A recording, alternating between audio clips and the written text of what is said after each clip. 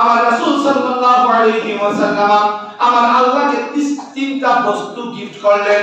আত-তাহিয়াতু gift করলেন, লিল্লাহি ওয়া সালাওয়াতু গিফট করলেন, ওয়া তাইয়্যিবাতু তিনটা বিষয়ে তিনি কি করলেন? গিফট করলেন।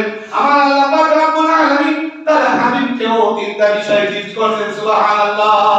আমার আল্লাহ বলেন, আসসালামু আলাইকা আইয়ুহান নাবিয়্যু ওয়া রাহমাতুল্লাহি ওয়া বারাকাতুহু।